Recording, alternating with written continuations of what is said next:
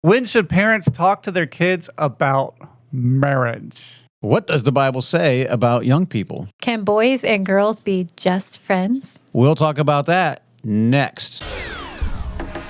We talk about the church, family, theology, and even entertainment. In fact, if it's Christian, we're talking about it. This is the Mike Charleston Show. All right, welcome to the Mike Charleston Show. This is Mike Charleston, and yes, we are joined today with Sarah, my wife. Hello, everybody. And to my left over here is Larry Grimm. Hello. And as you can see, we are missing one, Chuck Tate. He is not joining us today, and hopefully when we get to halftime, we'll talk about what happened to Chuck. And but he's not going to be joining us today, and I think he's all right with not with missing this one. Maybe, yeah. I don't know. Well, maybe. He's not on suspension. He's not on suspension. No, Larry could talk about that. He knows. I know all about that. He knows about suspension. No, he was getting a car. We'll talk about that at halftime, and then we don't even have a game show this week. So man, there's people are pulling out right now. They're done. Now we're going to be talking about youth and youthful romance and what that looks like, what that means. This might be, it's very appropriate and apropos for us right now because we have a house full of young people. Yep, one that just got married. Yes, I do. Right, so... And a few old people. And a few old people. But we do have a lot of young people in our house, and so this is very apropos. And we've had a lot of these issues in the circles that we're in, and I'm sure a lot of people have a lot of these questions, and so we're going to be talking about it. Yep, because young people want to get married. Oh, I thought because it was Christian, because that's what we do. We talk about it. Okay, so why don't we go ahead and what is young people, right? What are young people? Yeah, that was Larry's question. You got an answer? Oh, yeah. Well, it depends. Okay. Oh, no. Well, the Bible doesn't really give an age. Like here in the States, 18 is considered an adult. Right. Although in some situations it could be 16, but anyway. Depending on the murder. Right, the crime. No, but what book was it?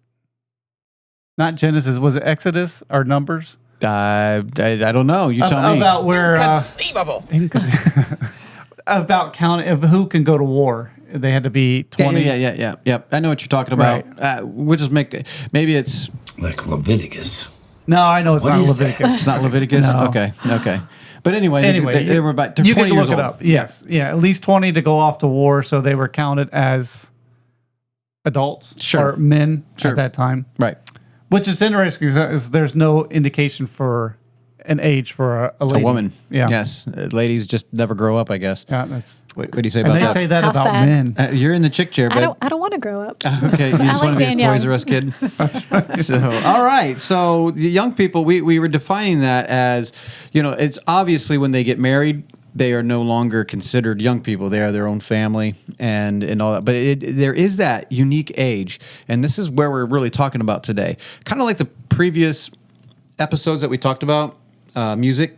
There's not a lot of scripture on people's opinions of music. Well, what we're going to be talking about, there's not a lot of scripture. You're really stretching a lot of scripture, but there are some principles that we can pull and different things. But biblically speaking, we really are short on age, and so when we're talking about between 16 and 22, this window of time where really what makes a person an adult, it really is a difficult situation that comes in where should I obey my parents? That's not this episode. So if you were hoping for an answer, that's another episode. But anyway, so we have some things here, some points on what the Bible says about young people. And I like your little notes, babe. You put a little arrow down. I like that. You found a little icon, and you're good. Well, ain't she the smart one? She is. So anyway, number one, I think this is very clear for any young person, especially a young man. I think this is specifically speaking for a young man. Yeah. In Lamentations 3:20, well, you're supposed to read that. Number one is they should work. Absolutely. Yeah. Work. And I totally agree with that. That's good. I mean, that's when you're able to work. Lamentations 3:27. We usually don't read a lot of verses from Lamentations on this show, but go ahead. It says, "It is good for a man that he bear the yoke in his youth." Maybe that's why it was in Lamentations. He's crying about it. That's right. Well, think about it in the garden. God told Adam to tend the garden. Yes, he did. Go to work. Yep. So precedent there. So, and that is probably something that every man knows. Like, Right. okay, if I want to be labeled a man, I need to work. You don't want to be a stay-at-home dad? No, I don't want to be a stay-at-home dad. I tried that sometimes, and it drives you crazy. And Mr. Mom. Mr. Mom, that would be fun for maybe a couple weeks, and then no, whether you work at home or Right. work away from home, it doesn't really matter. It's we have to work, even if you retire. I think it's just still something in us Right. that we want to Yeah. do something. We want to accomplish things, and we need to work. Which is really true of our kids as they grow. A lot of times in society, we think kids just have fun till they graduate, and then, Right. okay, then you become an adult and you're Right. supposed to work. But I think that's somewhat flawed because they need to be working a little more as they Well, that's as a they good grow point up. because the society out there, there is a lot of that mentality of young people just having fun. They don't do anything. Then school's out, then they got to go to college, and they don't really develop this work ethic. And our kids, we make them work early on. Now, we're not slave drivers, but we do. Don't ask the kids. Right. They have some responsibilities, and hopefully they enjoy doing some of the work. Work is not always enjoyable. That is why they call it work. Right. If it was enjoyable, they would call it fun. Right, that's right. It's work. called work because it's work. And you can enjoy your work, and hopefully you do take pleasure in your work, but there is a time where it's just work. It's just straight up work. Yep. And it's pain. So you should, what does that verse say? Is good for a man to bear the yoke in his youth, because, man, when you get older, it gets tougher. Yeah. So anyway, number 2, babe, we have number 2. They are strong, and they should have the word of God in them. And that's 1 John 2:14. It says, I have written unto you, young men, because ye are strong, and the word of God abideth in you, and ye have overcome the wicked one. Now, strong as in like muscular? They're probably Could strong. be. Well, Like, yeah. I know a lot of young people that are a lot stronger than me. Well, I'm not that strong.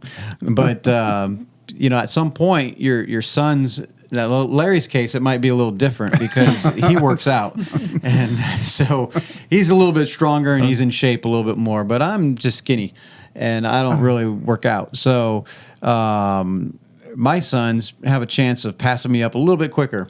I don't know. Do you think Andrew and Jonathan's probably skinny? Yeah. No. Do you think Not Andrew- Jonathan. No. No. Andrew can run faster. No, but he's not going to. He's not. He can't pick out, up. No. Oh, okay, yeah. I still got him. Okay, that's good. I'm that's going to good. keep working on it to make sure. I wonder if I could. That was like with my dad.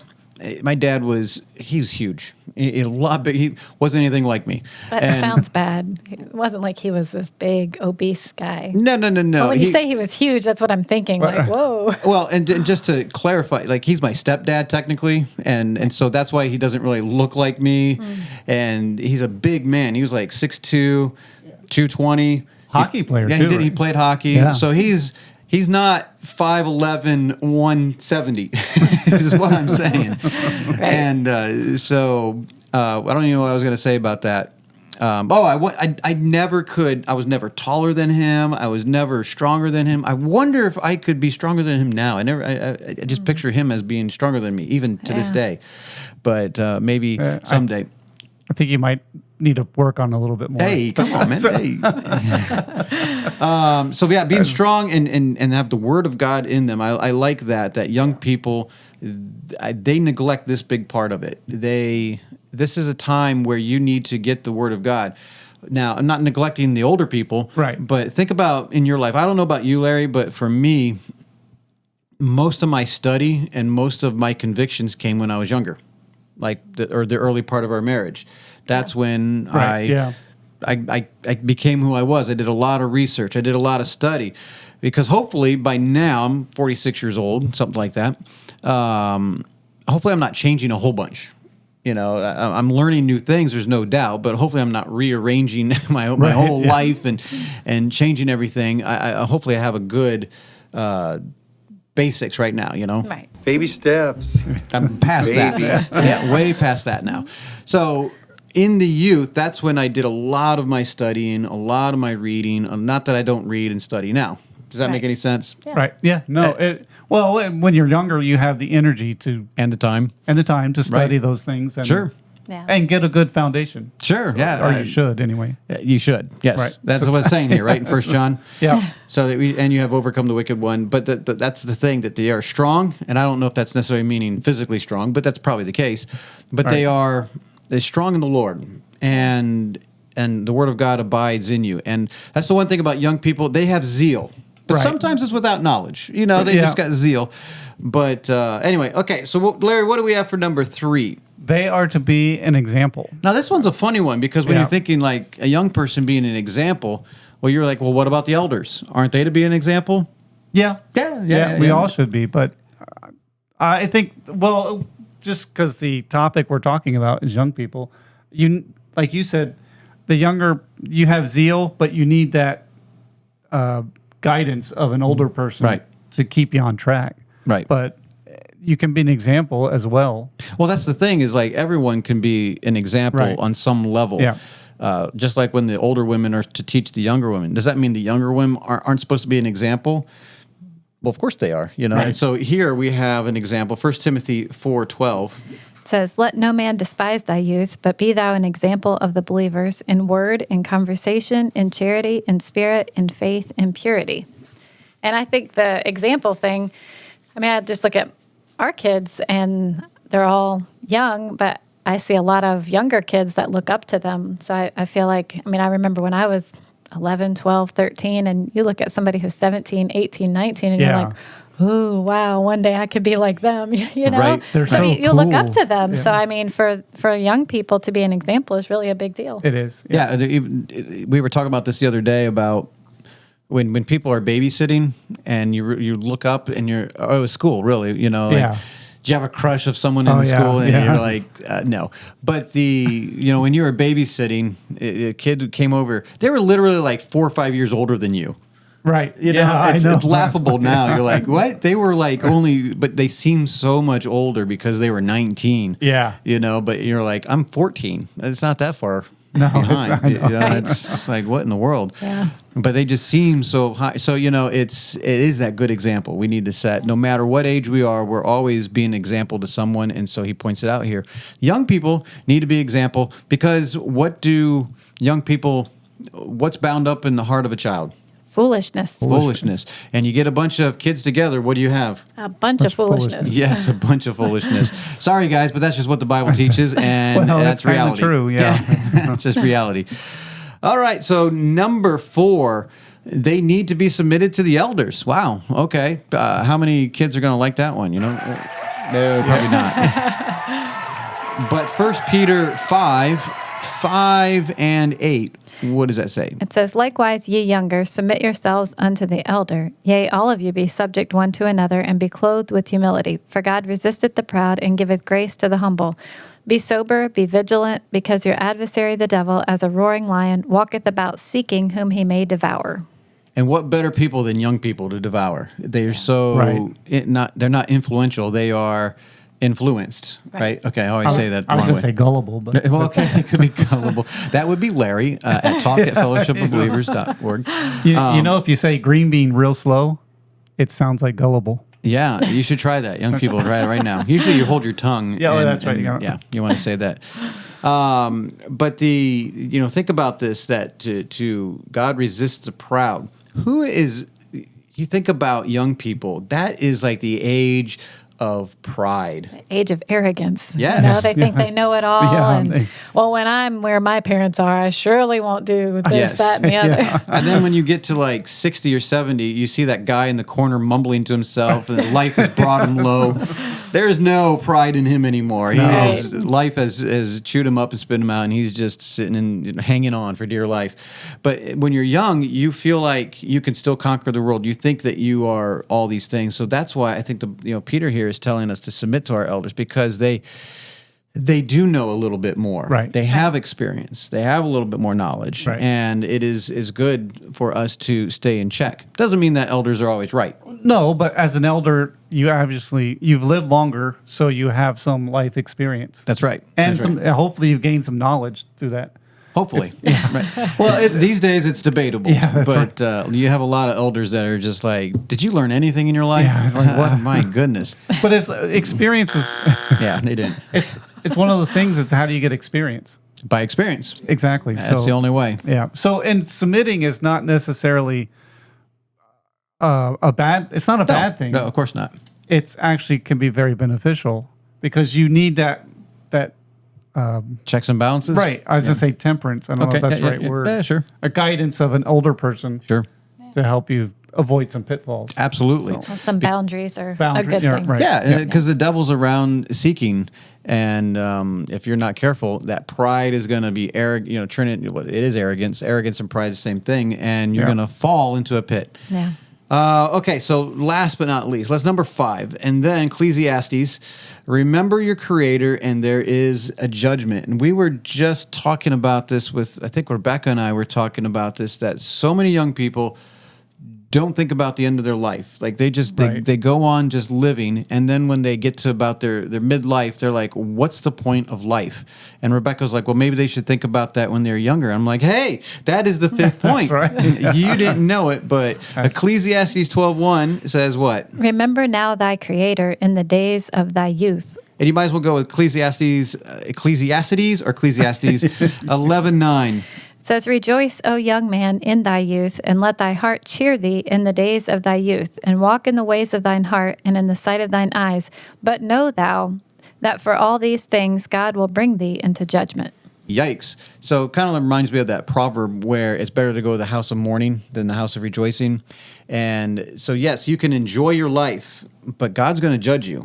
And we have to have that in mind, that this is not all just happy times. There's going to be a judgment. And obviously for us Christians, we have a hope, obviously. Right. But, you know, remember now thy Creator in the days of thy youth. Like Rebecca was telling me, she's like, well, maybe young people need to think about it. I'm like, yes, of course. That's what we've been trying to tell these young people. Well, think about the ends. You reminded me, I talked to Jonathan last night. He called, and he was telling me somebody he knew, there's a band they were part of, whatever. Mm-hmm. The lead singer, he died yesterday. Oh, wow. 29 years old. Yep. He died in his sleep. And apparently he had some medical condition. I'm not sure what it was, but... Dying in your sleep. Yeah. that was the condition. But I was talking to Jonathan. I said, you know, that's the thing about life is we know we're going to die. Mm-hmm. We just don't know when. That's it. And there's no guarantee. So life is unpredictable, and there's so much in the world that we take for granted that's beyond our control. Right. I mean, we think of like going to the grocery store and like it's no big deal. Or like for us, you know, how many times do we drive from Florida to here? Right. You just don't think about it. Right. But yeah, there's so many things that could go wrong, or you could just get some sickness and not wake up. You know, that's... Wow. I know. Well, I was just saying, but that's the point. You know, remember the Creator in your youth because you don't know if you're going to live to be old. Well, and that's that kind of should direct your path through your life is knowing the end. Like Rebecca and I were talking on the way home, I think from work today, and it was just like, what is the point of this life? These people just build these kingdoms, they make money, but do they keep track of what the important things are in life? Right. And if you remember the end, what's the purpose, it keeps you on track a little bit. Right. And if you're just here for fun and you're just here for kicks, that you're going to have a rude awakening one day. And you got to remember that God's going to judge you for what you've done. So, okay, I think we're done with that part, the young people. So we got through that pretty quickly. So evidently Chuck is the one who keeps us going long. I don't know. Sorry, Chuck. Well, just real quick, I thought about this. Okay, maybe it's Larry. Well, yeah, it is sometimes. But in the Bible, there's a distinction between being a child, being a man, and either being an elder or a father. Because Paul said in... I am your father. Oh, okay. No. Was it 1 Corinthians 13:11? I read that earlier that Paul said, when I was a child, I spake as a child, but when I became a man, I put childish things away. Yeah, so this whole concept of teenage years or whatever being this bracketed time period in your life, we don't find that in the Bible. No, not really. And this is with the time, I think these verses are the ones that speak on that. Right. Where you can have fun, yes, do all these things, but you need to bear the load in your when you're young, bear the yoke of work, and you prepare yourself, learn, be strong, Get the Word of God in you. You have time. You have Right. the ability to do these things. Take these things seriously. American kids do not take life seriously. No. Just ask Jeremiah. She doesn't take life seriously. I mean, she's 3 years old, for crying out loud. but anyway, no, that's so what we're going to do. We don't have a game or anything, but we do have a couple emails. So we'll read those emails and we'll tell you about the upcoming shindig and things like that. Yep. Sarah's new book. Yes. Oh, Yes. it's dropping. So how about that? Yep. Yeah. Yep. But we'll be right back after this and take it away, Joshua. Thank you for listening. This is the Mike Charleston Show.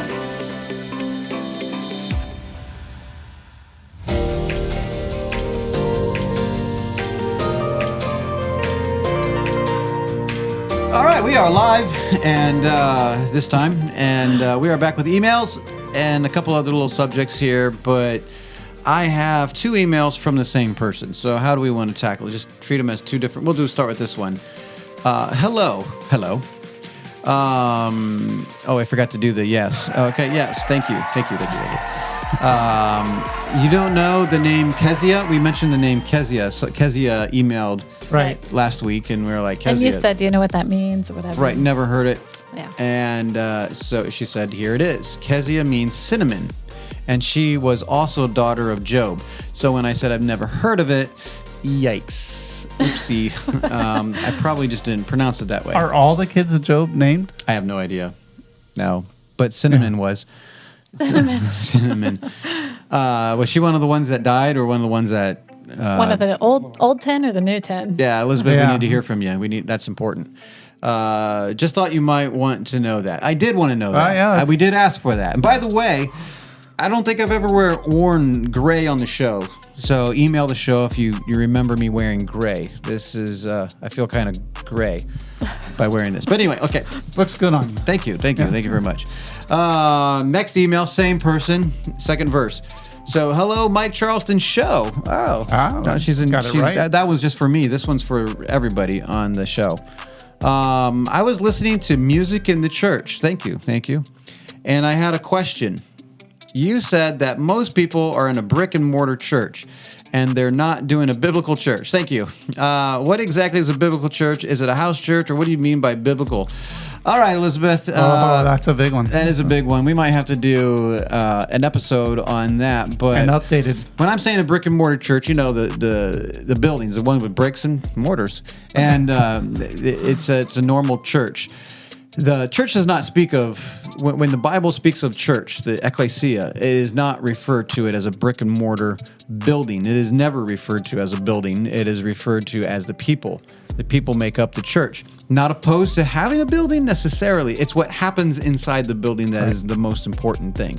And yes, I would say house church is more biblical because it's actually in the Bible. They met from house to house. But it does really depend on how you meet in a house, because you can meet in It a does. house and still have the structure that's wrong with the church. You could in take your the house. building out of the person, but can you take the person out of the building or something? I don't know. That made no sense. So you have people who still want to do the institution style inside of a house church because they hope to get a storefront, so hope to get a big building Right. one day. Or we went to one house church that was a Presbyterian, and they literally did all the liturgy that you would do in a Presbyterian church. And I'm like, it was weird. It was very weird. That is weird. And so I'm like, okay, what are we doing here? We're just meeting in some rich guy's house. That's great. But no, it was. Anyway. So yeah, when we talk about biblical church, it's like what is spoken of in church and in the Bible, and you'll find a lot of that in 1 Corinthians 14, where the actual meeting. But it's throughout the New Testament. It's sprinkled throughout the New Testament. And so I did take a shot, honestly, the people who aren't doing biblical style church. But to be fair, that's most people out there listening. That's what they know. And I like to take shots here and there. But we will have to revisit that. We talked about that in season 1. So if you listen to podcasts, you can go back to season 1 and listen to some of those takes on church. We haven't done that on YouTube. We don't have any of that on the YouTube channel. So if you've just watched the YouTube, then you're kind of out of luck. You just go back to the podcast. We'll probably do that soon, because that is a big passion of ours, is talking about church. Yeah, it'd be a good do an updated version. Sure. Yeah, we're probably smarter now. Hopefully. Well, ain't she the smart one? Yeah, probably. But I don't know. So anyway, the other thing is this week. So next week we won't be posting a Show. Sure. show unless Joshua can put together a best of. We're going to be at our camp, our yearly camp that we put on in Mississippi. Hopefully the hurricane won't hit, but we are doing the Mississippi Shindig. This is our 6th year. Yep. 6th year. That was a long cheer. It should have been more of a short cheer, but yeah, 6th year of doing the Mississippi Shindig. We're excited about it. Yep. But so next weekend we're going to be out, and so we can't record while we're out. I guess we could do it on location, but we're not gonna. So that's where we'll be. Yeah. The other news, bigger news, Yeah, this is big news. is Sarah. Well, ain't she the smart one? Yes. Her book is finally out. Now we don't really have a link yet for the book. Oh, I guess we could if people want to Put buy in the it. description, I guess. I guess we can put it in the description. But So it's finished? It's all, live. You It's got all- it back from the editor? All that? yep, it's all. Wow. We That's got all. it You can go printed. to Amazon and click to buy. Yeah, I'll you have some could- you coming could go- tomorrow. Oh, awesome. We Awesome. hope to have it at the Shindig to pass out, but people can go buy it right now if you want a head start. And so yeah, Did you stay with the title? yeah, Right. Yeah, Yeah. we changed with. It's called. Might as well tell people. Yeah, because it's this not is just- it's a great title. I love it. It's called "You Can Run in Flip Flops." But is that the best way? But is that the best way? That is true. That's clever. And I designed the cover. Yes, and it looks really good. Oh, it looks Yeah, good. you So did a now you're great gonna have job to check on it that. out just to see what kind Yeah. of design skills I have. So anyway, I didn't realize it was finished. I thought you were still doing editing and oh all no, that. it's all done. It's done. You could actually get your copy by the end of the weekend, Wow. pending hurricane. But anyway, so that's exciting. You know, Sarah got Yeah. her book out. She's been working on that for a while, and this is a book to help, hopefully, young ladies Yep. in their pursuit of marriage and motherhood, but really marriage and just making their Something marriage. I've worked on for years, just collecting. 23 years to be exact. Yeah. Oh, okay. Well, but You I've- know, I think that's another. It's a it's a subject that I think is lacking in the church because you talked about about brick and mortar churches. What do they talk about? They Right. promote mothers and fathers going outside the home to work. Sure. And where does that lead the kids? Right. Daycare. Right. And- Daycare, or school school. system. And, Yeah. Yeah. So, what a better testimony to the world to have godly mothers raising children. So if I could just, I didn't want to interview you. We were going to do a podcast just on the interview. But what kind of book is this? Is this a kissing book? No, it's probably not a kissing book. No. But it's a book on relationships, right? Yeah, just From the wife's I perspective. guess a lot of advice and things that I've learned in 23 years of being a wife. Sweet. And, Yeah, I'm excited. I'm excited to read it. She wouldn't let me read all well, the. that's not true. You Okay. always could have read Yeah, it. she could. It I was could have. always there. But yeah, it was always there. It's all there, black and white, clear as crystal. Yeah, I could have read it, but I haven't yet. But I will. I That's- think this will be exciting. We can pass them out at the Shindig.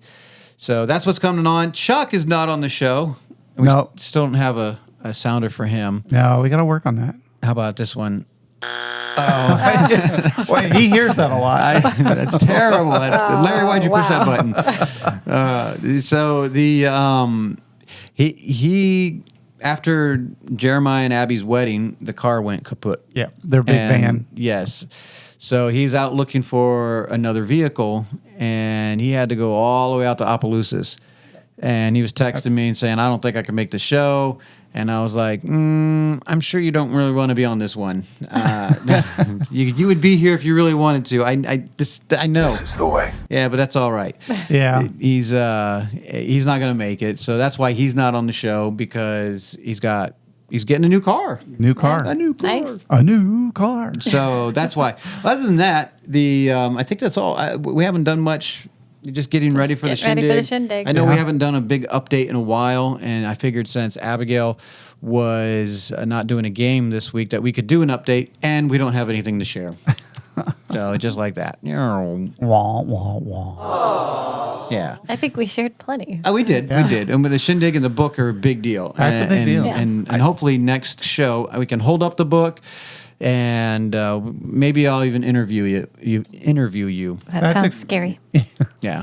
It's exciting though. To me, writing a book seems like Too much. Well, yeah, it's Yeah. too big of a task to conquer. Yeah, I tried to start, and I got like a page in, and I'm like, well, that's it, one page. I'm All that work and that's it. just one page. Can I make the print bigger? Yes, it's not like school, right? So anyway, I think that'll do it for this segment. And when we come back, we're going to get into the romance part, where I think a lot of people have questions about this. So let's get there, Joshua. Thank you for listening to the Mike Charleston Show.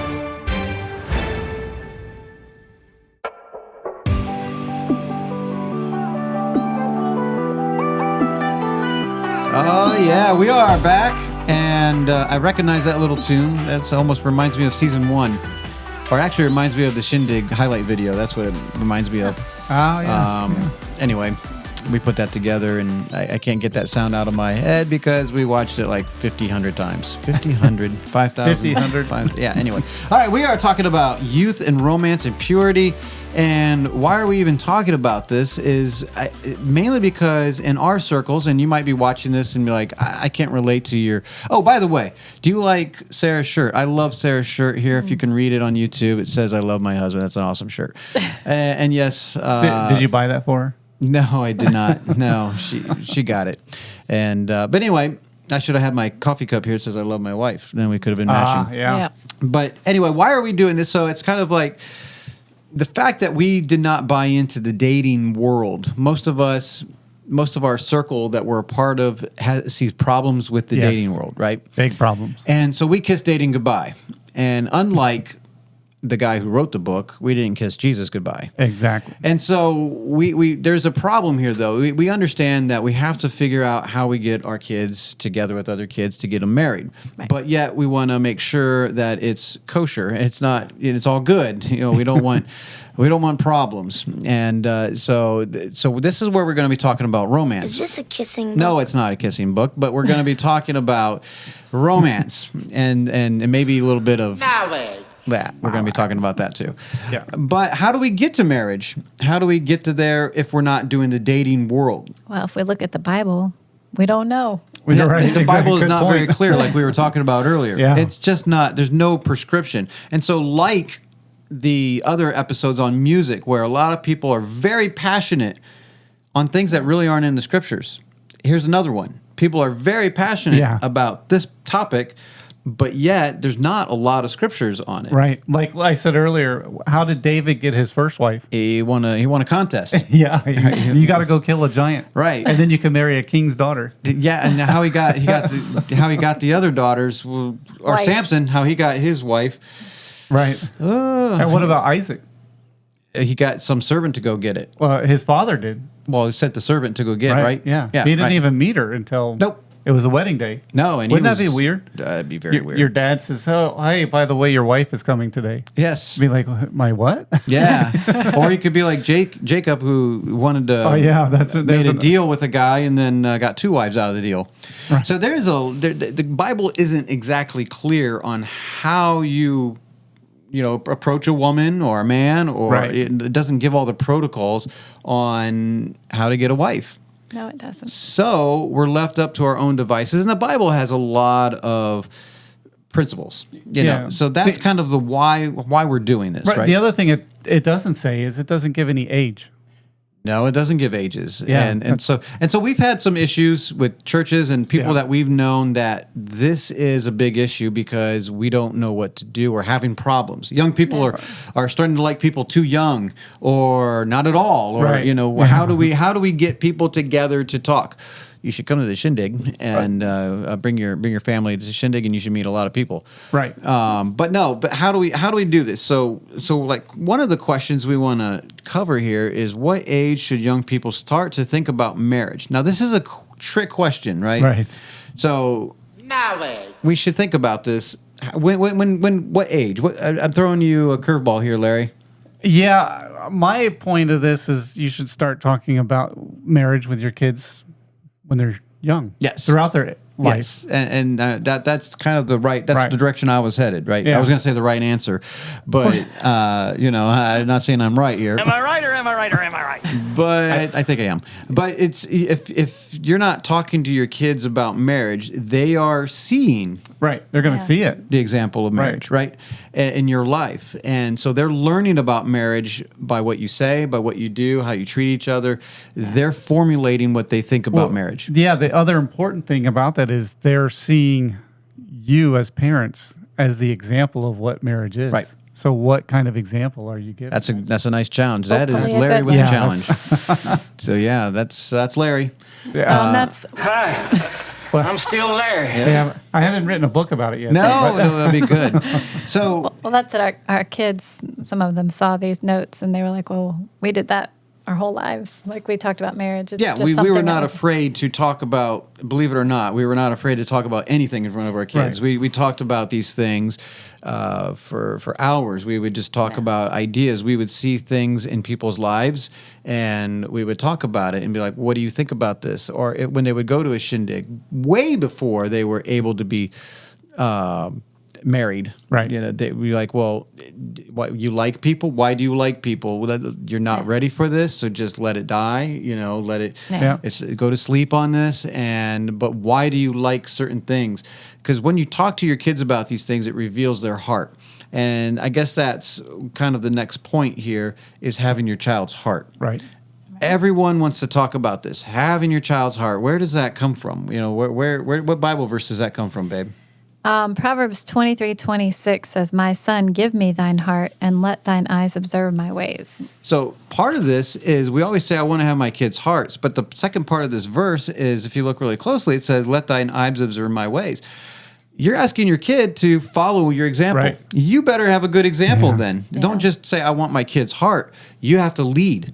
You have to be that person that is like, I'm going to show you how to do this. Right. And that's how I have your heart. We talk about these things. We're not afraid to discuss these issues. You know I have my kids' hearts.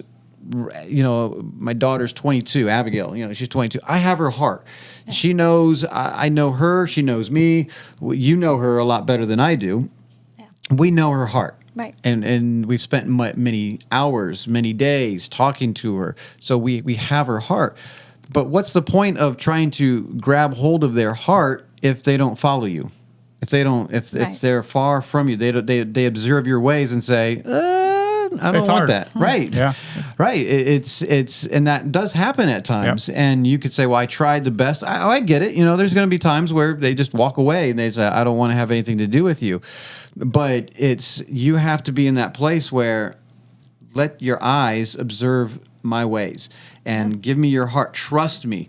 But why would they trust you if you're not trustworthy? You know, that's tough. Yeah, it's tough. And so be careful when you say you want your kid's heart, you know, because it's a big responsibility for you. But I do think we should have our kid's heart. Right. Should. Okay, Yeah. you know, so having our kids' heart. Now, here's the big problem, though, Larry. A lot of people say I need to guard my kid's heart. What is that? Especially my daughter. Yeah, how what would you does define look? that? Yeah, okay, I was gonna say, I what do don't you? know. I don't know. He's throwing it right back. Well, basically, what they want is that, I mean, especially for our girls, that they wouldn't get hurt. So when they like somebody, and you know they may like somebody for a while, and you talk about it, and you may joke with them about it or whatever, and then that person moves on to somebody else, Right. And then your daughter is devastated or hurt Crushed. or whatever, Right. and so we want to protect that. And I mean, obviously, you know, in the world, it can go further where they've actually held hands and they've done things that they regret, and so they're really hurt. Right. But in our circles, most people aren't, doing that, but they still their hearts get broken, Right. And we want to keep their Is hearts. this a kissing book? No, we're not kissing. It's, I think, more of like the heart is more the emotions. Once you get emotionally attached, Right.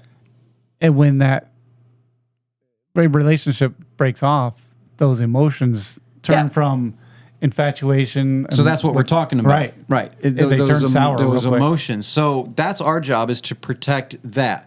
Now, you cannot protect that completely. But No. what we're doing is, so if you're in the dating world, here's the problem with the dating world. Parents are out of the picture, completely out of the picture. They let their kids go and hang out, and they're sharing their hearts with these other people. And of course, they're getting tied, Right. emotionally. And then even sometimes they're out holding hands. They'll start kissing, and no, it's not a kissing book. They'll even start to do other things physically. Well, that's going to make you become one really quickly. Right. Yeah. And so that muddies the waters. And so you're emotionally invested, you're physically invested, and logic goes out the window. And Right, so you yeah. feel like, hey, this is the one for me. And then there's something that happens and they break up. That's devastating. That's what we Right. call practicing for divorce. Yeah, you that's- know, you're sharing your life. And so that is exactly what we're trying to avoid. Right. Right? That's the Yeah. exact thing we're trying to avoid. I mean, your kid, when you talk about having your kid's heart, part of that is being able to say, hey, I know you like this person, but these are some things that I see in them Right. that might be red flags. That Well, so okay, you're jumping a little Oh, ahead. sorry. No, that's fine. But we'll get there, and you're actually absolutely right. But so how do we? So that's the premise. Like we don't want that aspect, Right. The world's dating Right, no. process. That's where you can get a lot of hurt, and then you just get bitter, and then you don't want to hand over a bitter woman to this young man. You know, Right. it's after they've been broken up and maybe passed off to a number of men. and Right. it gets ugly. So we want to protect our daughters' hearts, our sons' hearts even. So how do we go about doing this? Well, some people feel like not talking about this is the best way. Yeah, no, that doesn't work. It doesn't. It usually never work. works. No. Because let me tell you about something. It's called nature. Right. Biology. Right. And God created this, right? Right. This is God's design.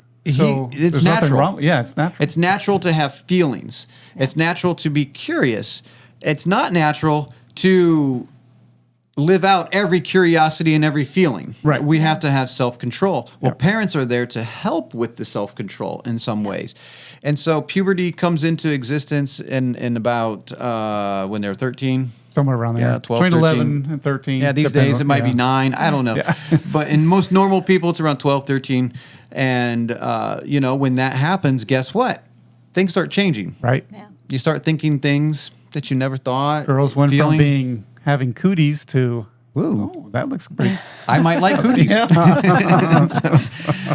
So yeah, But that's normal. That's the way it's supposed to be. God's designed this. Right. God designed that humans would be attracted to each other. And so we have to understand this is God's way. But how do we go about it without sin? Right. And It's a big that's difference. that's the big question here. So we're trying to tread lightly on these things, and so we want to protect our kids' hearts, but we want them to meet people. What do we do? That's where we're at. Yeah. Yeah. And so people fight about this, and they have very strong opinions. And most of the reasons why they are having the problems that they're having is because they're not doing their job at home. If you're doing your job at home, you don't have to worry about this as much. You don't have to be dependent on other people to do this for you. You say, "Hey, I'm the father." Right. I am your father. Maybe not like that, but you're the father. And say, "Hey, this is what we teach. This is what we believe as a family. Communicate it with your family from the beginning. Let Yeah. your kids know early on expectations that Right. you have for your family. And if you don't have them, figure them out as quickly as possible, and explain it to your kids that this is. Don't wait until problems happen. So, I know we spent a lot of time on the child's heart, but I think that is a very major thing. Well, and I like what you said when you talk about we want to protect their hearts, but it's important that we have their hearts. If I don't even have my heart, the heart of my child, What's worth protecting? then I'm not going to really be able to Right. protect You much. can't protect something you don't have. Because having their heart is basically where they do trust me. They know that I have their best interest in mind, so they're going to listen to what I say, and they're going to heed my warnings whenever I give them. Right, to which them. is wisdom for them, right. but we can't just bully them into it. Right, And just be no. like, do this because I'm your dad. No, but you are right. We can't protect them completely because kids are going to naturally have attraction, and we all have disappointments. So here's the wake up call for a lot of parents out there. Some of you have forgotten what it's like to be a young person, okay? Do you remember what it's like to be 13? I mean, 14, 15 during these changes? That was a long time ago. I know, I can't remember. But you have to realize that no matter how much, and you're like, well, I wasn't raised in a homeschool.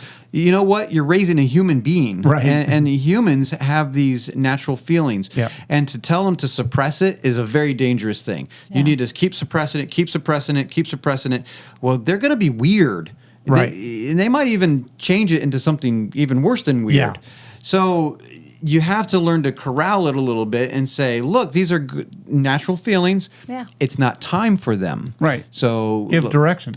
Yeah, direct it a little bit. But here the problem is we get uncomfortable with it And So we just shut it down. We don't want to talk about it. don't talk about it. Don't talk about it until you're 20 years old. Yeah. Well, let me tell you something. Too late. Your young daughter out there is going to like some guy out there. Yep. And if you're not talking about these things, she's going to internalize it or even turn away from you because she can't trust the parent. Right. Right. She'll talk to somebody about She's it. gonna talk, yeah. It'll Right. be somebody else. And it's And- probably going to be somebody her own age. Exactly. Right. So she's going to miss out on the wisdom of. Well, and what that's her- where parents can say, well, I don't want any of the chatter about young people having crushes and all that stuff. And I get that. Right. We don't want that either.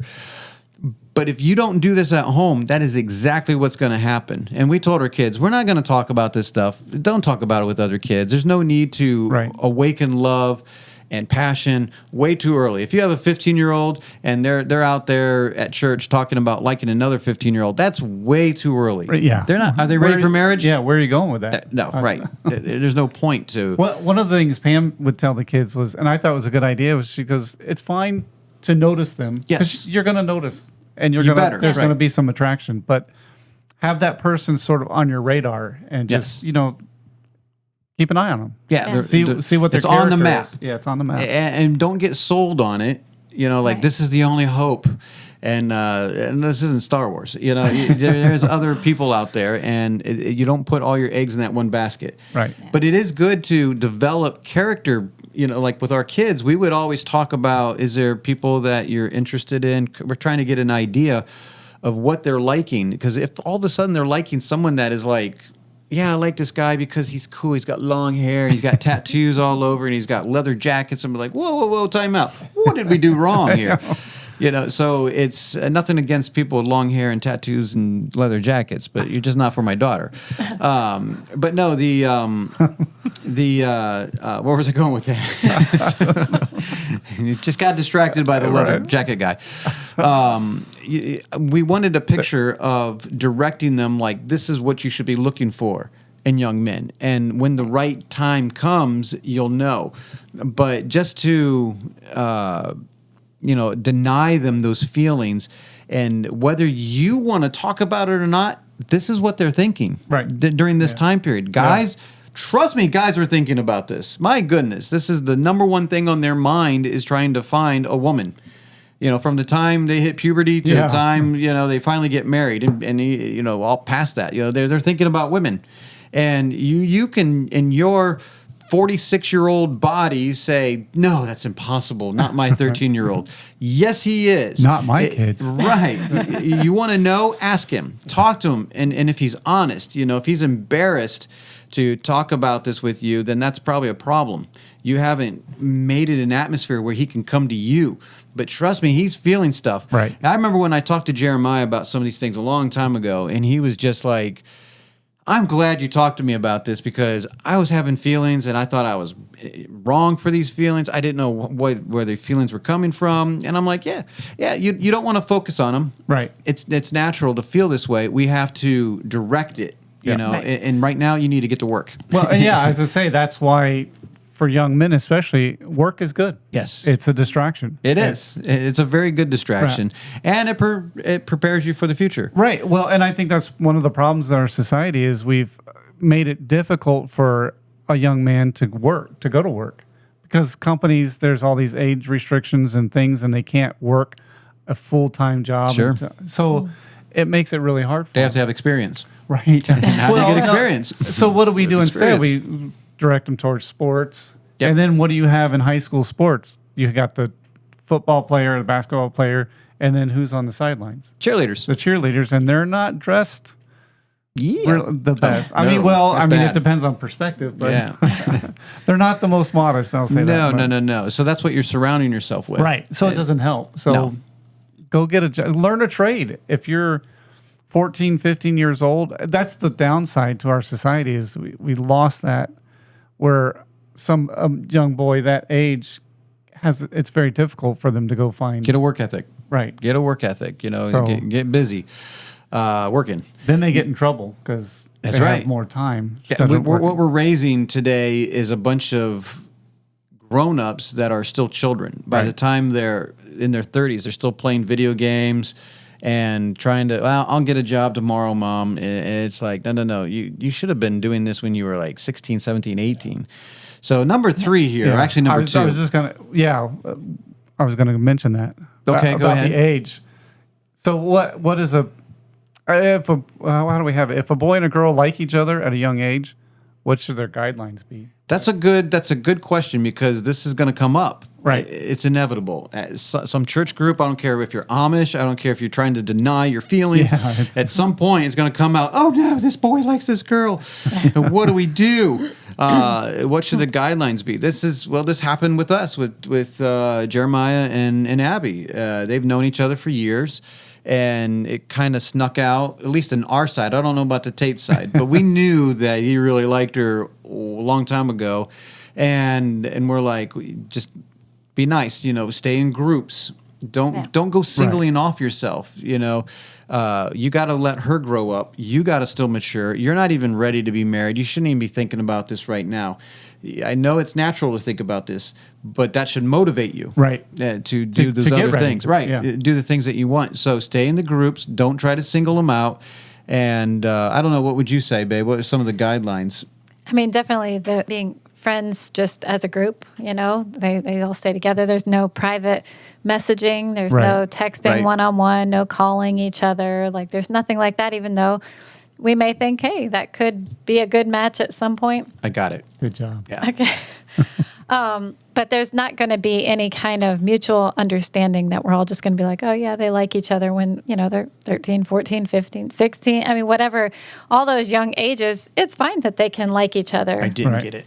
But It's there's fine not now. going to be any mutual, No. just them separating off Exclusive. themselves. Yeah, and be like, oh, it's okay. We're all fine with. I mean, I guess if both sets of parents are fine and be like, hey, they're ready to get married soon. But most people aren't going to be like at 15, they're right. ready. Right. Yeah. 15. Maybe 100 years ago. Right. But Even that, I don't know. They are getting married a little younger in our circles these days. But if you decided, hey, she's not going to get married until she's 18, kind of like what Chuck was saying, let her turn 18. That's totally fair. That's his standard. But before then, it's you don't need to be hanging out.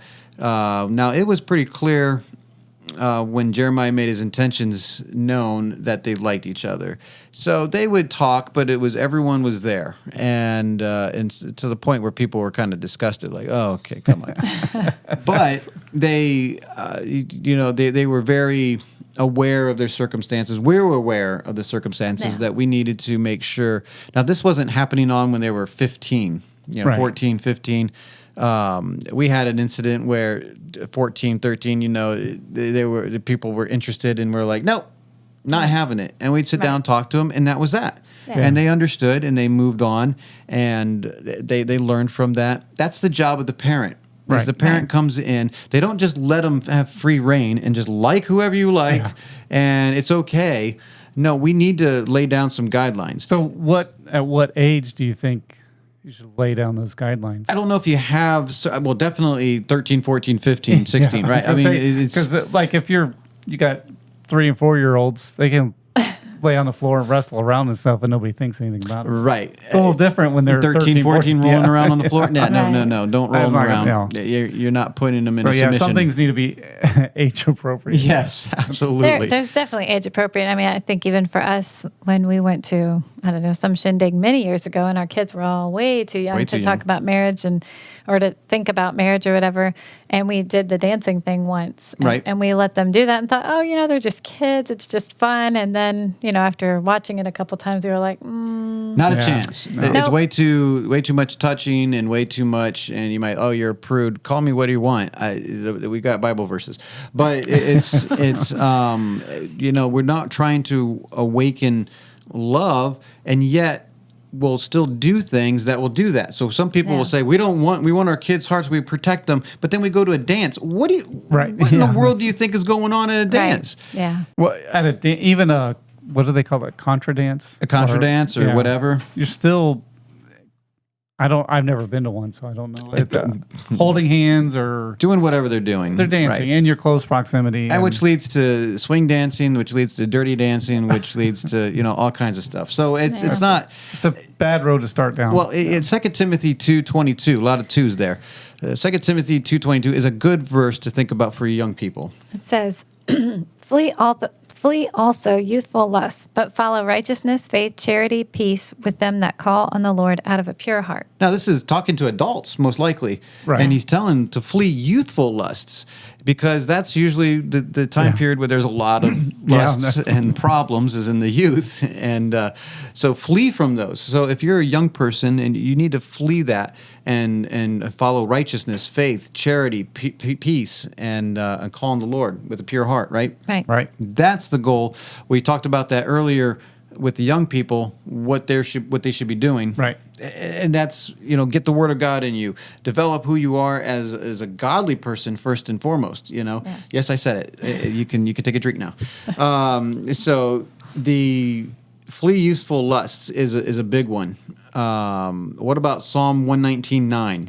It says, Wherewithal shall a young man cleanse his way by taking heed thereto according to thy word. Get the word in your heart, right? This is how you cleanse your ways. Does it mean just give in to your passion? Nope. And that's my problem with the dance. So I know good people want to go to a dance and do all that. And I'm like, whatever, if you can do that. But I see grown men joining in on the dance, dancing with a young lady. Is that what you want? Yeah, no, it doesn't look good. Like I was telling Cade one time, and he was like, "Why don't you want to dance?" And I'm sorry, Cade, but I was like, "Well, do you want me to dance with your wife?" And he was like, "Well, no." Well, I'm like, "Well, but before you got married, it was all right for someone else to dance with your supposed wife." He didn't mind him. He didn't want you dancing with his wife. He didn't mind somebody else's. Right.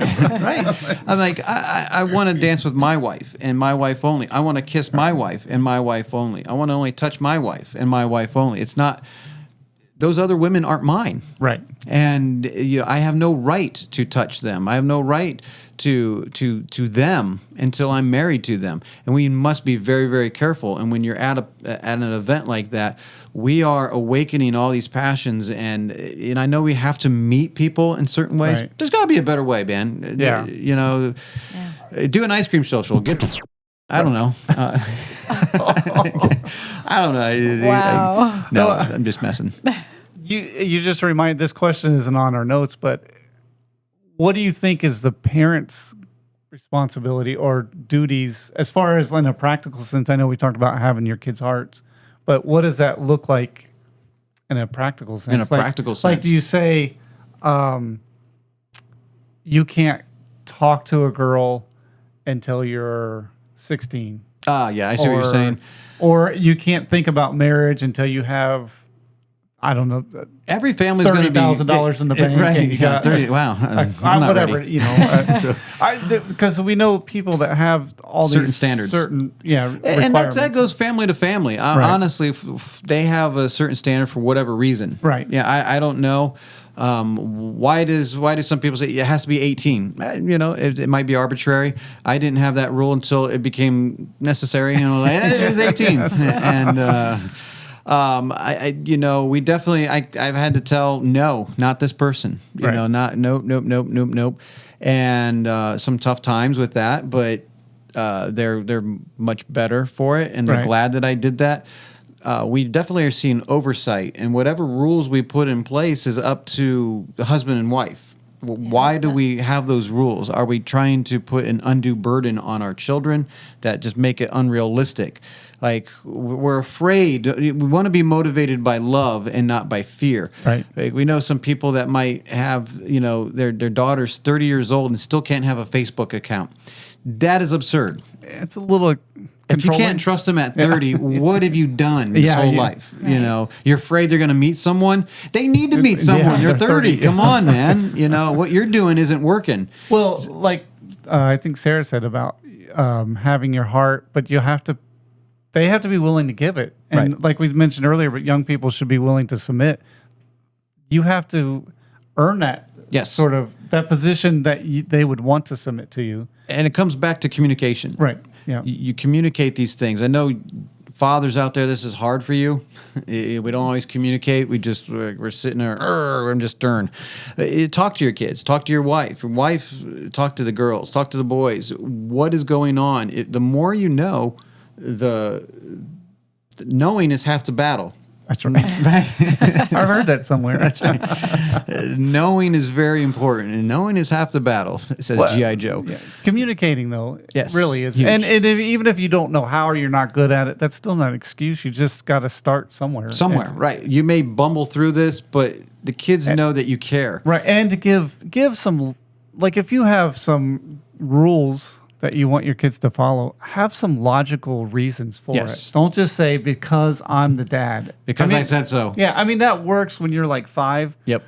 But when you're 14, 15, 16, right. It doesn't, it's hard to just not gonna really blindly work, follow yeah. someone. So- You really Well, have to have their heart in order to do that. And I think sometimes the rules, maybe it sounds bad, but I think sometimes they can be a little bit fluid. Like it Right. changes because, should, well, I mean, for person us, to person. for us, even, I mean, just with social media and technology, things have changed drastically. Didn't even Just- exist. Right. Yeah. So, I mean, it's like, I mean, Lydia is, what is she, 14? And I mean, she's on the Bible Bee community, and she actually had a boy that private messaged her on there because he liked the show. And so she was like, is it okay if I respond? You know? So it's just kind of person by person. And each case, it's like, okay, well, I think it's okay to say this or to, you know, but Right. Right.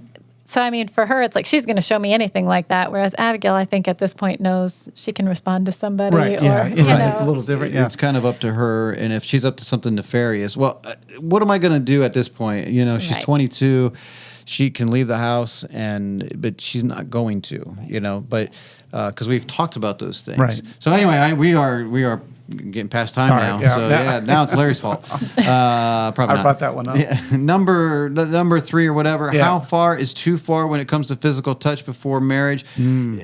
Any physical touch, I think, is too far. Now, I don't go as far as this verse, but 1 Corinthians 7:1 says, Now concerning the things whereof ye wrote unto me, it is good for a man not to touch a woman. This was a funny story. I'm going to throw Jeremiah under the bus, but someone was kind of complaining just how close him and Abby were being right before they got married, and he's like, I don't know what to do, man. We were like, what am I doing wrong? They have Bible verses. I'm like, you want a Bible verse? Yeah. This one, you shouldn't touch her. And he's like, really? I was like, you wanted a Bible verse. I wasn't bringing it up, but this is a very good thing to think about. You people just throw these verses out just because of our culture, and we're like, oh, so you can't hold hands? What does the Bible say? It is good for a man not to touch a woman concerning the things which you wrote of. Right. So it is good for a young man. Now, our rules were when you get engaged, if we find it that you are able to pursue a woman and she says yes to you and you've talked to the dad, then it becomes you have to figure out what your convictions are. Right. And so, but before that, before you get engaged, you do not touch. Like Yeah. you can shake hands and you can, but Well- you do not hold hands. You do not kiss. That is reserved for your wife. Now, some might say, well, engagements can be broken, and that is true. You do have to take a chance every once in a while, to get engaged. Now, I believe in engagement is engagement. But that's right before marriage, and it should make it to marriage. Right. But Amy, you want to say something? You forgot. I did. Oh, I'm sorry. Okay, well, also with that, for Jeremiah, it was what you have to honor her parents. Yes, and absolutely. so whatever rules they have, that's Absolutely. what you're also going to have to live by. Yeah, No, I we knew. remember. Go ahead. No, Okay. it was about the rules and stuff. When you get to be, like you said, engaged, you should know what's right and wrong. Right. And even about not to touch a woman. Obviously, if you go to church and there's an older lady there and she wants to Right. give you a hug, Right. that's not what he's talking about. Exactly. No, So the I think we context know and what we're talking yeah, about, The right? intent of what. So Well, I mean, I think a lot of people gave you a hug at the last show. That's yeah, right. they did. Yeah. That was my fault. It was funny though. But no, it's obvious. I think what we're talking about here when it says do not. It's good for a man not to touch a woman. Obviously, a married man can touch a woman, his woman. Right, right. Well, also, practical speaking, if you're with your prospective bride or spouse, I'll say, but if you want to hold hands, if you're going to do something, how do I put it, where whatever you would do, you should be able to do it in public. Yes. Okay. So, Sure. Right. your behavior. Yeah. Yeah. Until you're married, obviously, Right. Anyway, I don't want to get into that, Well, but you know what I'm saying. And for young people listening, I think it's important to honor your parents. So Right. if your parents are fine with you holding hands, if they're not fine with you holding hands, I think it's important to honor But it's good them. for you to have your own convictions too. Well, it is good to have your Right. own We didn't have convictions. anybody to tell us what to do, and No, we were like, we we got to do what we think is right by Right. the scriptures. So Yeah. Well, that's- the other thing, like when all the rules and the guidelines, if you have a strict thou shalt not or whatever, if your child if it's in their heart to be rebellious, it doesn't matter what rules you have. True. They're going to find a way around it. yeah. And all it's going to do is create strife and heartache in your home. So you need to communicate better with them so that you can regain their heart. Yeah, And and whatever gain their trust, yeah. whatever reason you have these rules, and I'm sure we have them for a good reason. We knew a family that when they got engaged, they were like, no kissing. I don't even know if it was no hold handy. I don't remember if they were able to hold hands. And the one guy, the husband, was like, "Man, I'd never heard this. Is bizarre," but he honored that. And he was like, I'm going to honor her family, and I'm going to do that. And he did. And is it killing him now? No, of course not. Right. It's not the end of the world. That's what I think a lot of these people are like, oh, what do you mean I can't? Look, when you get married, man, go and enjoy it. You Right. know, it's you get all the freedom in the world. So just remember that. Think about the end. But getting there, respecting your future parents is very important. Right. Do you want problems now? You're Right. going to have problems in the future. Exactly. Yeah. So, all right, well, let's recap because we are going way too long, and I think a lot of our arguments are... Truly, you have a dizzying intellect. Yes, thank you. But the recap. So what does the Bible say about young people? You know, They should work. they should work. That's right. Number one, they should work. Then they are strong and should have the word of God in them. Absolutely. They should be in a good example. Yes. And they should submit to the elder. And Or their parents. Yes. And then we More- had a little from Ecclesiastes. a lot from Ecclesiastes, which was really good. And young romance and purity, this one was a little bit more of a hot button topic. And so if you have questions on this, please email us at talk@fellowshipofbelievers.org. Tell us what you've done. But what we talked about, what age should young people start thinking about marriage? What to do with kids that have interest way too early? You know, put them in a closet and lock the door, right? That's right. No. Guidelines for young people, you know, when they what to do when they like physical touch beyond boundaries and protecting children's hearts. We didn't actually covered that one way earlier. Right. But protecting our kids' hearts is important. We just don't want to go overboard where we ignore it. And I think a lot of people, it's like it doesn't have to be either or. What's the word cloistering? Is that Cloistering, Yeah. is a dangerous thing. Yeah. There is a time to pull back and protect. There's we have done that. I mean, we were very protective of Yeah. our children. We Well- took it very seriously, but there is a time where you your have to let training, go? right? Did your training work? Yeah, you have to let them go and make their decisions and make their own way. If you're trying to train them at 20, you have failed. I'm sorry. You Right. have Yeah. failed. You do Well- your training when they're 2. You don't do their training when they're 22. Here's a scenario. What if you were the perfect parent and you raised your kids in the perfect Mm-hmm. Are you environment? talking about us? Okay. And then Probably one not. day your kids rebel against you. That's what happened to God. Exactly. So it's a risk. Life is a risk. It's unpredictable, but you have to do your part as far as training your children and raising them. And then at some point, like we said, you have to let go. Right. Yep. And it's tough sometimes, but I think that's part of the problem is some parents, they cloister their kids and they're afraid they're going to fail and be an embarrassment and a disappointment. Well, guess what? They're going to fail. They're going to fail. Yeah, it's just part of life. And you were a disappointment at some point. Wow, Larry very- said that. Wow. Not me. Larry, I mean, because I can say it because you're we're a disappointment. at times. Yeah. I mean, so Oh, can boys and girls be friends? You want to add that at the Well, very I end? just feel like we asked that in the introduction, Oh, but I yeah. don't think we addressed that specifically. not a little bit. Yeah. There is no way. So, yeah, if boys and girls being just friends. Well, like that verse. Okay, I know people probably aren't listening by now because they were just told we were getting ready to leave. Yeah. But honestly, 1 Corinthians 7 applies to married people too. It is good for me not to touch a woman, Right. Except for you, you know. But it's not good for me to touch your wife. Right. Like, what business do I have? That doesn't mean I can't give them a hug or Right. shake their hand, or Right. when you're praying and you're praying, you hope that you hold hands with that girl you've always liked. Yeah. You know, and then you're sweating palms and all that. But that's why we don't hold hands in church, I guess. I don't know. Can girls and guys be friends? They can be friends, Right. but there comes a certain point in time where one is going to like the other way Yeah. more. Yeah. It's guaranteed. You just can't be best friends. It's impossible. And I had a friend in Bible college. He was my roommate, and he had a best friend. It was a prayer partner, and it was a girl. And of course, he ended up liking her, and she was like, "I don't Yeah. think so." And then she said, we're just friends. "Just friends. It's not me. It's you." And It doesn't work. At some point, it doesn't work. Right. It just No. doesn't work. and it shouldn't be, because your friend should be your spouse. Right. And it's not that, like, look, your wife, I'm friends with Right, your wife. right. I can be friendly. Right. Chuck's wife, I can be friendly with. But I don't go out of the way and try to make a relationship with her. Right. You're not apart calling from her you. on the phone. Right. Right. It's, Yeah, we only text like 5 times a week. So, just kidding. But, I don't have a relationship apart from you. Right. It's like Yeah. we Right. don't hang out. Now, it does get a little, difficult when you have a widow.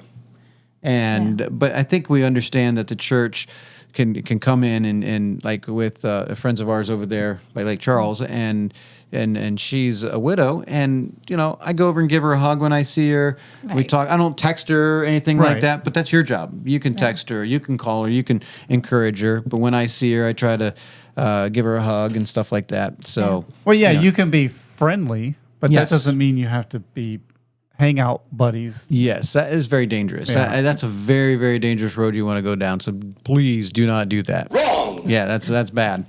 So, all right, guys. Well, this one did go a little bit longer. I thought for sure it was going to be shorter, but I guess I started talking, and that was the problem. So, all right, guys. Well, thank you for listening. Like I said, next week we are not going to be putting one out unless Joshua decides to be very motivated to put out a best of. But No pressure over there, huh? no pressure. No, he doesn't have to. So we will be back 2 weeks from now. Thank you for listening. Thank you for watching. Bye. Hi, I'm Joshua Charleston, the producer for The Mike Charleston Show. If you enjoy listening to the show, please help us spread the word by liking, subscribing, sharing, leaving a review, or just tell a friend. If you're watching on YouTube, feel free to leave a comment down below. If you'd like to be a part of the show, please email us at talk@fellowshipofbelievers.org. We look forward to hearing from you. We hope you enjoyed listening to The Mike Charleston Show. The Mike Charleston Show.